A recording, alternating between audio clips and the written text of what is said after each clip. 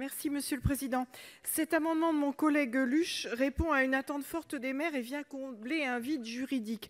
En effet, nous sommes nombreux à faire procéder à l'extinction de l'éclairage public. Environ 4000 communes le font déjà. Or, cette disposition n'est pas inscrite dans la loi. Selon l'article 2212-2 premier du Code général des collectivités territoriales, la responsabilité du maire pourrait être engagée au titre de ses pouvoirs de police en matière d'éclairage. Donc l'objet de cet amendement vise à permettre aux maires de pouvoir procéder à l'extinction de l'éclairage public sans que leur responsabilité soit mise en cause en cas d'accident, alors que l'éclairage public est éteint. En effet, si cette possibilité n'est pas inscrite dans la loi, éventuellement le maire pourrait être exposé à un recours de la part de quelqu'un de procédurier qui pourrait lui dire « mais de quel droit vous faites éteindre l'éclairage ?» et c'est en cas d'accident. Je vous remercie. Merci. Quel est l'avis de la commission ? Oui, alors si je peux comprendre l'esprit de certains amendements, là j'avoue que j'ai beaucoup plus de mal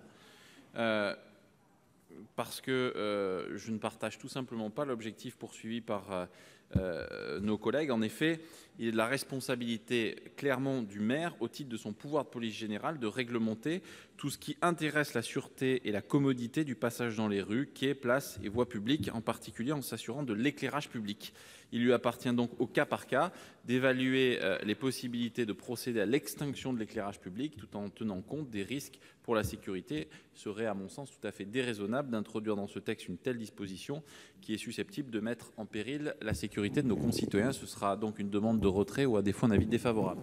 Merci, monsieur le rapporteur. Avis défavorable, monsieur le président. Merci, monsieur le ministre.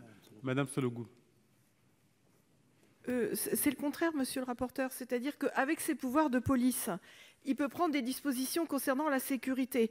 Mais là, il fait éteindre non pas pour des motifs de sécurité, il fait éteindre pour des motifs d'économie d'énergie. Voilà. Donc, et il pourrait, au titre de la sécurité, être mis en cause parce que s'il y avait un accident ou un cambriolage, voilà. Donc c'est là qu'il y a un vide juridique.